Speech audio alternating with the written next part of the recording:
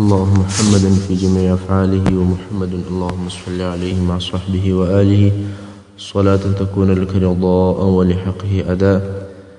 أما بعد، د رسول صلی الله علیه و آله وسلم د سیرت اتلسمه برخه. په تیره برخه کې مو هغه بیان وکوی چې قریشو و نجاشي ته تحفې او 2 نفر ورلېږلي ول، او تفصیل یې تیر سو چې هغه 2 نفر و نجاشي ته وویل چې زموږ دلته څه مسلمانان مهاجر راغلي دي چې هغه زموږ د شرک په دین هم نه دي او ستاسې د نصرانیت په دین هم نه دي، نو باید چې زموږ سره ملګري کړي. خو نجاشي وویل چې زه یو پله مسلمانان راغواړم، د هغو خبرې ستاسې په باره کې اورېدم او د دوی ستاسې خبرې خو مې د دوی په باره کې واورېدې. نو مسلمانانو ته وویل سول چې نجاشي غوښتي یاست. مسلمانانو په خپل مابین کې سره وویل هر څه چې پیښیږي خو موږ باید رښتیا ووایو، ځکه رښتیا ویل چې دي هغه سړي ته نجات ورکوي. او د خبرو کولو دپاره د رسول صلی الله علیه وسلم د اکا زوی جعفر ابن ابي طالب رضی الله عنه مبارک وټاکئ چې ته زموږ مشر یې، بس ته به خبرې کوې د باچا په مخ کې. اوس چې مسلمانان د نجاشي دربار ته ورغلل، نجاشي ورته وویل تاسې څنګه دین راوړی دی دلته، چې هغه داسې دین دی چې نه ستاسې قوم پر هغه دین دی او نه موږ پر هغه دین یو. پر مځکه مو یو نوی دین موجود کړی دی، د ځانه سمه یو ایجاد او یو اختراع کړی دی. جعفر ابن ابي طالب رضی الله عنه چې د مسلمانانو د طرفه خبرې کوونکی و، هغه وویل ایها الملک، موږ یو جاهل قوم و چې د بوتانو عبادت مو کوئ، د مړه سوي حیوان غوښې مو خوړلې، بد او فاحش کارونه مو کول، صله رحمي مو قطع کوله، یعنې د دوستانو سره مو رحم او شفقت نه کوئ، د همسایهګانو سره مو بده ګزاره کوله، په موږ کې قوي ضعیفه خوړی. زموږ دغه حال و چې الله جل جلاله موږ ته زموږ د قومه څخه یو رسول راولېږئ چې موږ ته د هغه نسب، صداقت، امانت او پاکي رامعلومه وه. دغه رسول موږ ویو الله ته او د هغه الله جل جلاله عبادت ته ور وبللو، او ویې ویل چې هغه شان چې تاسې او ستاسې پلرو عبادت کوئ بې له الله څخه، چې هغه بوتان دي هغه پرېږدي. او د رسول صلی الله علیه وسلم ټول حالات او ټول ژوند په رښتیاو کې تیر سوی دی، او موږ ته هم دا امر کوي چې تاسې به رښتیا وایاست، او په امانت باندې د وصولولو امر کوي چې امانت به بیرته خپل خاوند ته ورکوئ، په صله رحمي سره مو امر کوي، په ښه همسایه‌توب سره مو امر کوي، د آزار او د تکلیفو څخه مو منع کوي، او د فواحشو او د درواغو کارو څخه مو منع کوي، د یتیم د مال د خوړلو څخه مو منع کوي.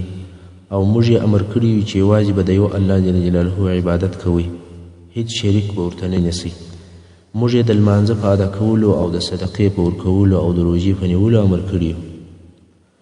جعفر رضی الله عنه هغه کارونه چې اسلام په امر کړي ول هغه یو ټول ورته بیان کړ، او بیا یې وویل چې موږ د هغه رسول تصدیق وکوئ او پر رسول صلی الله علیه وسلم مو ایمان راوړئ، د ده او د هغه شانو متابعت مو وکړئ چې د الله د طرفه درته راوړي ول. نو یوازې د یو الله عبادت کوو او هیڅ شی د هغه سره شریک نه بولو. هغه شان چې حرام بولو او دی حرام بولي، هغه موږ پر ځان هم حرام بولو او هغه شان حلال بولو چې راته حلال سوي وي. زموږ قوم پر موږ اوس تیری او تجاوز وکړي، عذابونه یې راکړل، په خپل دین کې یې تکلیف راکړي، اوس غواړي چې موږ بیرته د الله د عبادت د ډبرو او بوتانو عبادت ته ورکش کړي، او هغه خبیث شانو ته مو بیرته ورواړئ کوم چې موږ پخوا حلال بلل. نو کله چې یې پر موږ باندې ډېر ظلمونه وکول او عذابونه یې راکړل، ځکه یې راباندې تنګه کړ، او کوښښ یې کوئ چې موږ او زموږ دین سره جلا کړي. نو موږ ستا ملک ته اوس رالو، ته مو تر نورو ملکو او تر نورو باچاهانو خوښ او اختیار کړې، ستا جوار مو زړه وغوښتی، او دا مو امید دی چې ستا په ملک او کې پر موږ باندې څوک ظلم نه وکړي. نجاشي پوښتنه وکول آیا ستا سره د هغه شي څخه یو څه شی ستا چې ستاسې رسول د الله د طرفه درته راوړی دی؟ جعفر رضی الله عنه مبارک ورته وویل هو، نجاشي وویل چې راته ویې وایه. جعفر رضی الله عنه هم د سورة مریم هغه آیاتونه ورته تلاوت کړل چې د زکریا او د یحیی علیهم السلام کیسه پکښې وه.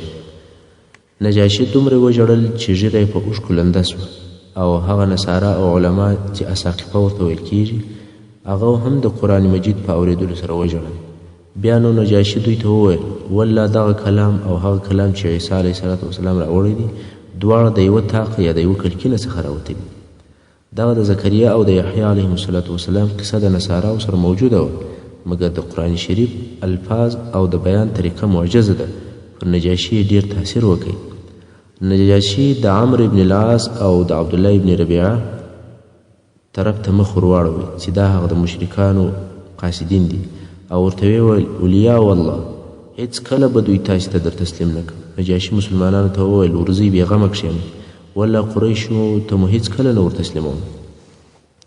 وروسته عمرو ابن العاص او عبدالله ابن ربیعه د نجاشي د درباره څخه ناکامه راووتل، مګر عمرو ابن العاص چې ذکي او هوښیار سړی و په دغه یو وار ورتګ سره قناعت نه وکړي او اوس فکر وایي یو هیله او یو چم جوړ کړي. پس له ډېره فکره دا فیصلې ته ورسېدی چې دوم وارې به بیا نجاشي ته ورسي. که څه هم عبدالله ابن ربیعه ورته وویل چې دا کار مه کوه، دغه مسلمانان که څه هم زموږ مخالفه دي خو زموږ قوم او اقربا دي. مګر عمرو ابن العاص بیا هم هغه خپل فکر ټینګ کړی و او یو پلالا بیا هم د باچا سره خبرې کوه. عمرو ابن العاص سبا سهار بیا د نجاشي دربار ته ورلی او ورته ویې ویل ایها الملک، دغه کسان چې تا په خپل ملک کې او په خپله مځکه کې د سکونت اجازه ورکړې ده دوی د عیسی علیه السلام په باره کې ډېرې لوی خبرې کوي. نجاشي وویل د هغه په باره کې څه ووایي؟ عمرو وویل چې په خپله دوی راوغواړه او پوښتنه ځینې وکړه چې دوی د عیسی علیه السلام په باره کې څه وایي. نجاشي دویم وار بیا مسلمانان راوغوښتل. مسلمانان پوه سو چې قریشو بیا یو هیله یو چم جوړ کړی دی. مسلمانانو په خپل مابین کې یو مشوره سره وکوله او پر دې فیصله وکوله چې د نجاشي د هرې پوښتنې جواب په رښتیا او په حق ویلو سره ورکوو، ځکه حق همیشه کامیابه کیږي. کله چې مسلمانان د نجاشي دربار ته ورغلل، نجاشي پوښتنه ځینې وکول چې تاسې د عیسی علیه السلام په باره کې څه وایاست؟ جعفر رضی الله عنه مبارک وویل موږ د عیسی علیه السلام په باره کې هغه څه وایو چې زموږ نبي راته راوړي چې هغه عبد الله دی او رسول الله دی او روح الله دی او کلمت الله دی، هغه چې د مریمة العذراء البتول په نس کې بې له پلاره اچول سوی دی. او بیا د سورة مریم د 14 نمبر آیات څخه تر 34 آیاته پورې ورته تلاوت کړه چې په دغه آیاتو سره جعفر رضی الله عنه د عیسی علیه السلام قصه پای ته ورسول. او په دغه آیاتو کې دا واضحه او ښکاره ده چې د عیسی علیه السلام پیدا کېدل فقط یو الهي معجزه ده چې بې له پلاره د مور څخه پیدا شو. او عیسی علیه السلام په خپل الله نه دی او کم اختلاف چې نصارا د ده په باره کې کوي چې څوک یې په خپل الله بولي یا څوک یې د الله زوی بولي العیاذ بالله، دا ټول بشري او انساني اختلافات دي. خو په حقیقت کې عیسی علیه السلام هغه انسان او بشر دی چې الله په خپل کتاب کې ذکر کړی دی چې عبد الله دی او رسول الله دی او د موره بې له پلاره پیدا سوی دی. کله چې جعفر رضی الله عنه د آیاتو د ویلو څخه فارغ شو، نجاشي وویل صدق الله العظیم، الله رښتیا وایي. او د مځکې څخه یې یوه خاشه راپورته کړه. والله عیسی علیه السلام تر دغه چې تا وویل دغه یوه خاشه فرق هم نه درلودی. یعنی عیسی علیه السلام بنده او د الله رسول دی او د پیدایښت په دغه معجز ډول سره پیدا سوی. هغه درباریان چې د نجاشي په مجلس کې حاضر وو او د هغو عقیده دا وه چې عیسی علیه السلام په خپله الله دی، هغو مخالفت ښکاره کړ. نجاشي ورته وویل که څه هم تاسې مخالفت کوئ بیا هم والله عیسی علیه السلام د دوی له بیانه څخه یوه خاشه فرق نه لري او نه درلودی. نجاشي امر وکړي چې مسلمانان دې ولاړ سي او په امن او په بېغمي دې ژوند کوي او هیڅوک په ازار نه ورسوي. او خپلو درباریانو ته یې وویل چې د دوی هغه هدیې او تحفې بیرته ورکړي، زه هغه ته ضرورت نه لرم. الله جل جلاله زما څخه رشوت نه دی اخیستی چې زما باچهي بیرته ماته راکړه او زه اوس په خپله باچهي کې رشوت واخلم. ام سلمه رضی الله عنها مبارکه وایي چې د دې قصې روایت دا کوي، وایي بیا نو دغه 2 نفره چې د قریشو قاصدان ول د نجاشي د درباره څخه په بد مخ ووتل او هغه هدیې چې دوی راوړي وي هغه یې بیرته ورکول شوې او موږ مسلمانان د نجاشي په ښه همسایه‌توب کې وخت تېروئ. اوس په اول په حبشه کې د نجاشي سره ورستني واقعات درته بیان سي او بیا به د قریشو تر ناکامه سفر وروسته په مکه مکرمه کې د قریشو نورې فیصلې او اقدامات درته بیان سي. په دغه خبرو سره د نجاشي او د هغه د درباریانو په عقیده کې اختلاف ښکاره سو او اختلاف د دوی په مابین کې پیدا سو، ځکه نجاشي عیسی علیه السلام د الله بنده او رسول وبلی او درباریانو بیا عیسی علیه السلام خپل رب بلی. العیاذ بالله. درباریان د قومو او د قبیلو هغه مشران دي چې همیشه به د نجاشي په دربار کې حاضر ول. نو د باچا او د درباریانو د عقیدې د اختلاف په سبب په حبشه کې یو فتنه شروع شو.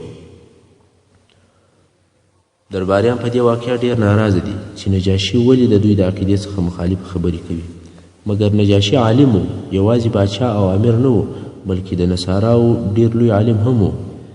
هغه په انجیل کې ډیر معلومات درلودل او د هغه سره د عیسی علیه السلام په باره کې صحیح معلومات ډیر موجود ول.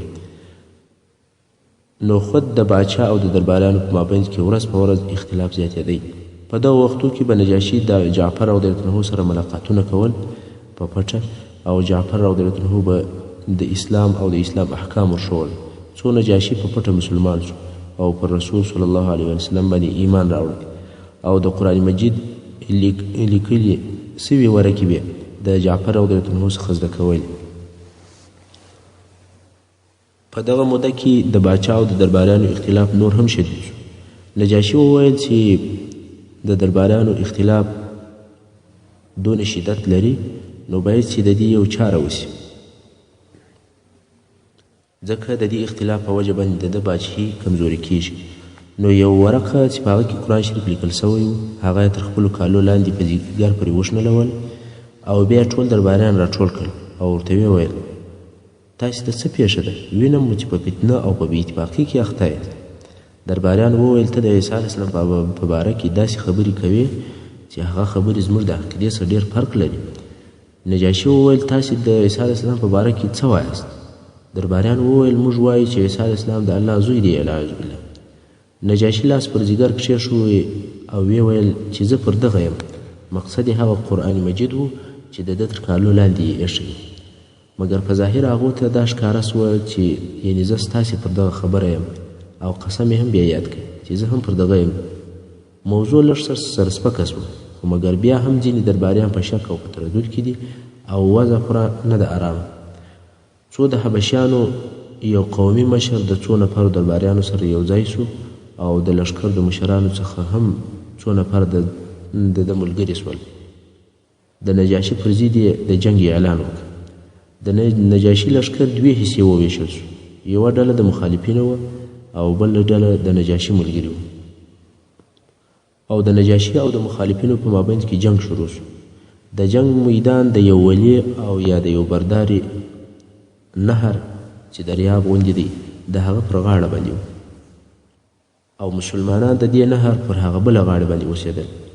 جنګ یې لیدی خو مګر د جنګ نتیجه یا د یو طرف کامیابي نه ورته معلومېدله.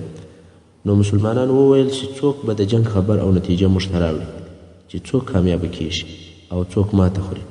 که نجاشي کامیابه سو موضوع په خیر ده ځکه هغه زموږ پر طرف دی، او که مخالفین کامیابه سي نو زموږ ژوند بیا په خطر کې دی. زبیر ابن العوام رضی الله عنه چې په دغه وخت کې قوي ځوان و هغه وویل دا خبر به زه درته راوړم، مګر واله ډیره لو وه او ډیره برداره وه. څوک وایي چې دا واله بحر نیل و. نو زبیر ابن عوام رضی الله عنه د اوبو یو ژی خالي کوي او بیا یې په هوا ډک کوي او ویې پړسوئ، اوبو ته یې ور واچوئ او لاسونه یې پرې ونیول، په اوبازي یې شروع وکول څو د ولي هغه بلې غاړې ته ور واوښتی. هلته د جنگ حالاتو ته ګوري. د جنگ په نتیجه کې د نجاشي لښکر کامیابه سو او مخالفینو ته یې ماته ورکړه. زبیر ابن عوام د هغه ژي په مرسته بیرته په دغه لوی نهر کې راګډ سو او څو را روانو چې د مسلمانانو طرف ته راورسېدی او مسلمانانو ته یې د نجاشي د کامیابۍ زیری ورکړ. نجاشي د مرګ تر وخته پر اسلام پاتې سو. کله چې بیا وروسته نجاشي وفات سو جبرائیل علیه السلام د هغه د وفات خبر و رسول صلی الله علیه وسلم ته راوړی او رسول صلی الله علیه وسلم پر هغه د غائب د جنازې لمونځ وکړي. صلات الغائب پر هغه چا باندې کیږي چې پر هغه باندې د جنازې لمونځ نه وي سوی، مګر هغه څوک چې پر هغه د جنازې لمونځ سوی وي پر هغه مړي باندې د غایب د جنازې لمونځ نه کیږي. او پر نجاشي رضی الله تعالی عنه باندې د نجاشي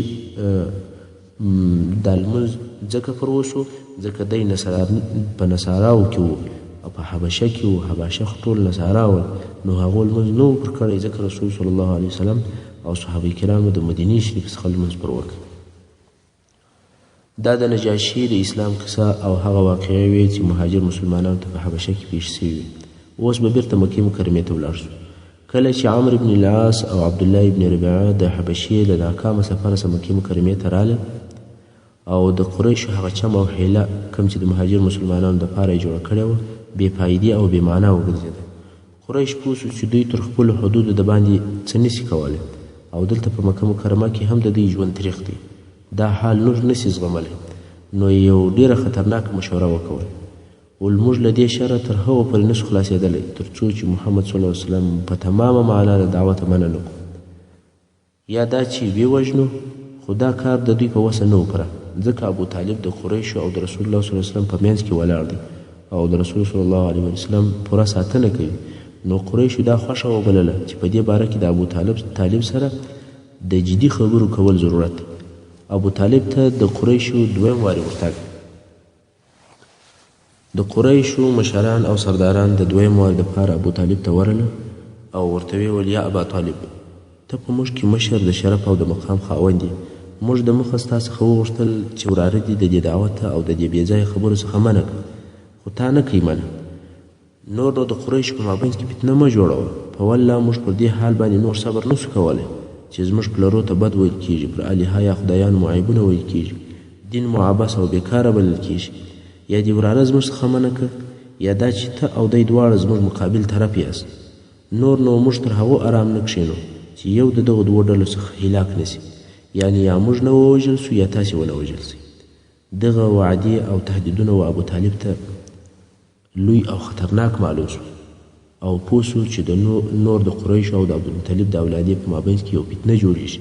نو یې رسول صلی الله علیه وسلم مبارک راوغوښتی او ورته ویې ویل ای وراره، ستا قوم ستا څخه شکایت لري او ما ته راله دغسې راته وویل، نو زما او د خپل ځان د ساتنې فکر وکړه او پر ما دونه بار مه ایږده چې زه یې د وړلو طاقت نه لرم.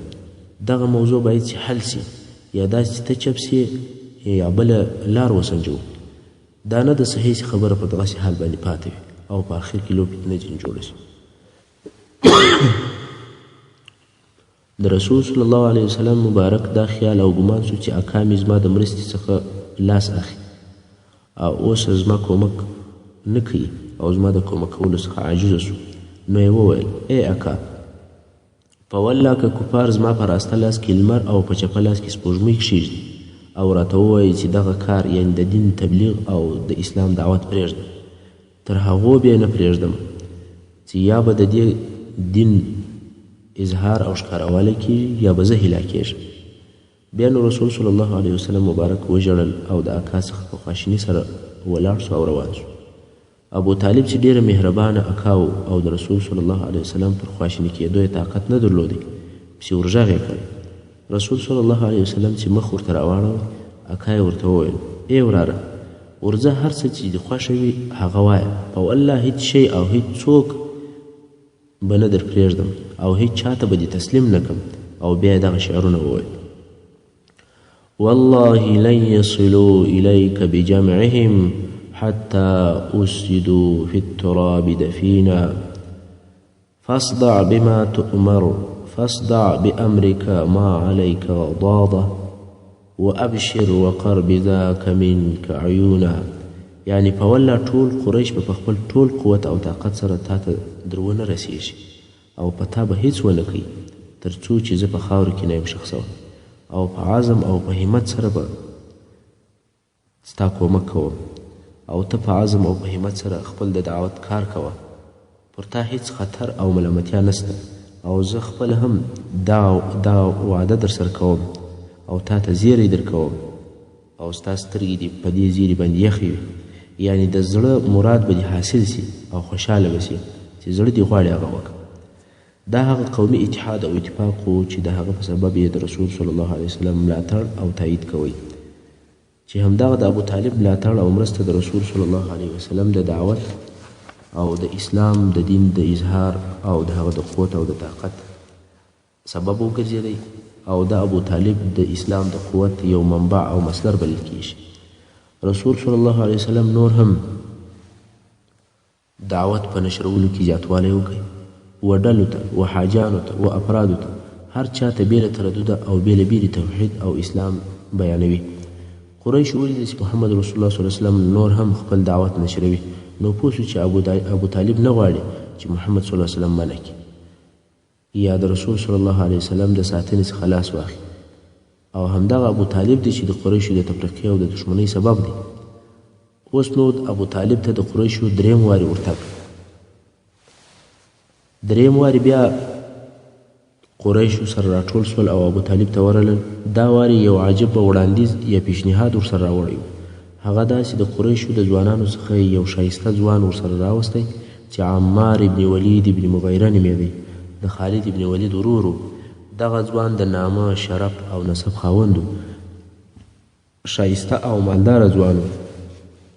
نو قریشو وویل یا ابا طالب، دغه ځوان عمار ابن ولید واخه د ځان زوی وګرځوه، ستا سره دې اوسېږي، د ده عقل قوت دا دې ټول ستا وي او موږ به هم نسبت تا ته کوو، ستا زوی به بولو، او په عوض یا په بدل کې ستا وراره هغه چې ستا او ستا د پلرو د دین څخه مخالف دی او قوم یې سرپاشل سوی دی او سرپاشلی دی، هغه را تسلیم کړه چې موږ یې ووژنو، نو سړی به په سړي سي. ابو طالب وویل والله دا ډیره بده سودا ده، ستاسې زوی راکوئ چې درویې ساتم او زما زوی درکړم چې تاسې ووژنئ، په والله داسې به هېڅکله پېښه نه شي. مطعم ابن عدي چې په قریشو کې یو مشر و مشرک، هغه وویل ای ابا طالب، والله ستا قوم انصاف درسره وکړي، خو زه تا وینم چې هېڅ شی نه قبلوې. ابو طالب وویل والله انصاف مو نه دی راسره کړی، مګر ته غواړې چې قوم پر ما راپورته کړې، ورځه هر څه چې دې په وسه کړی هغه وکړه. اوس نو د رسول صلی الله علیه وسلم د وژلو دپاره د یاغي او سرکشو قریشو مشورې. د دې وروسته اوس چې د قریشو لاس ته هېڅ نه ورغلل او دوی 3 واره د ابو طالب څخه ناامیده ولاړ شو، نو یې خپل ازارونه او تکالیف تر هغه پخوا ډېر زیات کړل، او په دغه ورځو کې د طاغي قریشو سره د رسول صلی الله علیه وسلم د وژلو فکر په بله طریقه پیدا شو. مګر د قریشو د رسول صلی الله علیه وسلم د وژلو فکر او دغه د ازارو شدت او ډیروالی دا د اسلام د تقویې سبب وګرځېدی. هغه دا چې د مکې مکرمې 2 نامتو پهلوانان او قهرمانان د اسلام و دین ته داخل شول، چې یو حمزه ابن عبدالمطلب او بل عمر ابن خطاب رضی الله عنه. خو د دوی د اسلام راوړلو تر کیسې د مخه به لږ څه هغه سخت ازارونه درته بیان کړل سي چې رسول صلی الله علیه وسلم ته ورکول کېدل. عتبه ابن ابي لهب چې د رسول صلی الله علیه وسلم د اکا ابو لهب زوی دی، یوه ورځ رسول صلی الله علیه وسلم ته ورغلی او ورته ویل چې زه د والنجم اذا هوا ثم دنا فتدلی د آیاتو او د مفهوم څخه منکر یم، یعنی کم شی چې د دغه آیاتو څخه مقصد دی هغه نه منم. بیا یې د رسول صلی الله علیه وسلم په ازارولو شروع وکول، کالي یې پر څیرې کړل او رسول الله صلی الله علیه وسلم مبارک پر مخ ورتوکل، مګر د ده ناوې پر رسول صلی الله علیه وسلم نه ومشتې. دلته نو رسول صلی الله علیه وسلم شرا ورته وکول، و الهي ستا د سپو څخه یې په یو سپي باندې وخورې او ستا د سپو څخه یو سپی پر مسلطه کې. د رسول صلی الله علیه وسلم دغه شرا قبوله شوه. هغه داسې چې یو وخت دغه عتبه د قریشو د 2 نفرو سره شام ته په سفر تللی او هلته په یو ځای کې دوی واړول چې هغه ځای ته الزرقا ویل کیږي. د شپې یو زمری پر رالی، عتبه نارې کې علما لرې دي ویل او هلاک وي، لکه څنګه چې محمد صلی الله علیه وسلم ما ته شرا کړې ده، په والله دغه زمری ما وژني او زه محمد صلی الله علیه وسلم په داسې حال کې ووژلم چې دی په مکه مکرمه کې دي او زه په شام کې یم. زمری ور نږدې سو او د ټولو خلکو د مابین څخه پر دا عتبه باندې حمله وکړه او سره څیرې کړې، کار یې ور وکړ.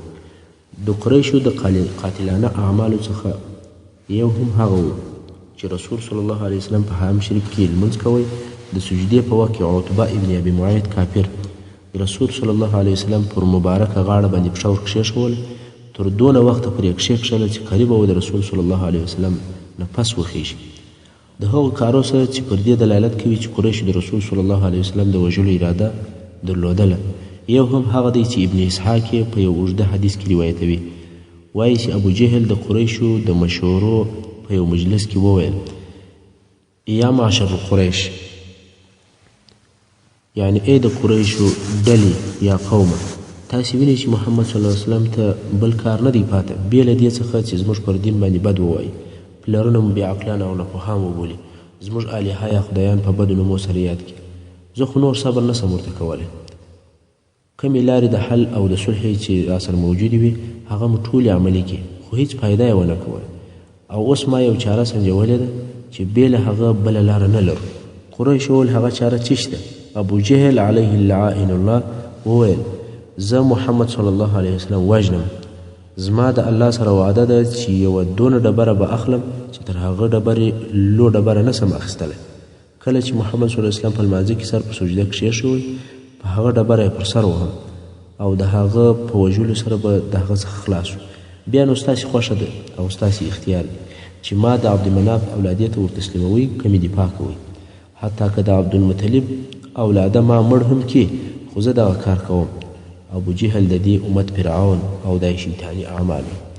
قریش وویل: یا والله هېڅکله دې چا ته نه تسلیمو، موږ ټول ستا دفاع کوو، هر څه چې د زړه غواړي هغه وکړه. سبا ورځ هغه ورځ ده چې ابو جهل باید خپله شیطاني نقشه عملي کړي.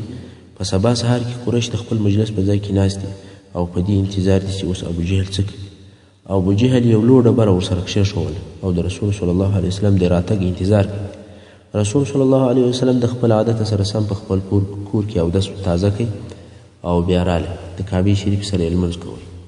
د رسول صلی الله علیه وسلم دا عادت و چې ډېره اوږده سجده به یې کوله. کله چې رسول صلی الله علیه وسلم خپل رب ته سر په سجده کښېښود، ابو جهل هغه خپله ډبره واخیسته او د رسول صلی الله علیه وسلم پر طرف وررهي سو. کله چې رسول صلی الله علیه وسلم ته ورنږدې سو، ډبره یې وغورځوله، مخ پر قریشو یې راوځغسته. د ډېرې بیرې سره یې د مخ بڼه او رنګ اوښتی وي. قریش د ده مخ ته ور ولاړ سول. ول څه در پېښه سوه یا ابوالحکم؟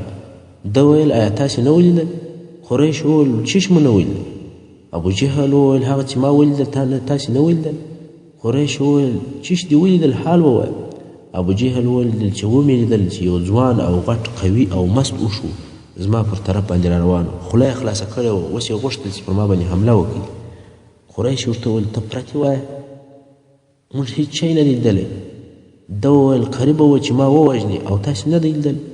دا د ابو جهل هغه خبیثې نقشه وه چې د رسول صلی الله علیه وسلم د مرګ دپاره استعمالوله، خو الله جل جلاله خپل رسول ته نجات او خلاصون په داسې طریقه سره ورکړ. اوس چې د قریشو دا کار هم د ناکامۍ سره مخامخ سو، خو بیا هم د رسول صلی الله علیه وسلم د وژلو نقشې او دسیسې په خپل فکر او په دماغ کې سنجوي. مګر په دغو وختو کې یو بل چم او حیله هم وسنجول چې داسې یو کار وکړي چې هیڅوک محمد صلی الله علیه وسلم خبرو ته غوږ ونه نیسي. ولنضر ابن حارث راوغواړي. نضر ابن حارث د قریشو څخه یو نفر و چې په طایف کې اوسېدی. د دې سړي ژوند په سفرو کې تېر سوی و. په دغه سفرو کې ډېرې کیسې زده کړې وې، د ډېرو ملکو تاریخ او قسم قسم حوادث او واقعات معلوم و. د خبرو ډک سړی و. زړې کیسې، نوې کیسې، عجایب و غرایب، درواغ و رښتیا، هر شی یې زده و. قریشو دا سړی راوغوښتی او ورته ویې ویل چې ته دلته اوسېږه، هر وخت چې د محمد صلی الله علیه وسلم ولیدی چې یو ځای کښېني، ته به هم هلته کښېنې او د رسول صلی الله علیه وسلم مبارک به خبرو ته نه پرېږدې. هغه ستا مزېداره او خوندورې کیسې به شروع کړي. لکه نن ورځ چې کفار هم په یوه طریقه او په بله طریقه سره مسلمانان د دیني تعلیماتو څخه منع کوي. نضر ابن حارث هم دغه خپله وظیفه شروع کړه او همیشه به یې داسې کول چې چیرې به رسول صلی الله علیه وسلم کښېنستی او قرآن مجید به یې وایي یا به یې د دعوت خبرې کولې، نضر هم به هم هلته کښېنستی او هغه خپلې کیسې به یې شروع کړي. او نو په اول وختو کې د قریشو دغه حیله تر یوه اندازې پرې کامیابه سوه. خلکو به د دغه نضر عجایبو او غرایبو ته غوږ نیوی چې دا څه ونونه د کیسې دي کوي، د کومه ځایه او د کومه ښاره څخه یې دا کیسې راوړي.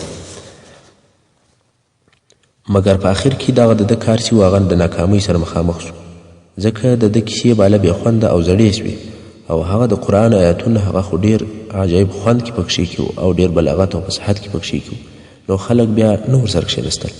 محترم اوریدونکو څنګه چې وخت پای ته رسیږي زموږ پاته حصه به په روانه برخه کې واورئ ان شاء الله تعالی وصلی الله تعالی علی خیر خلقه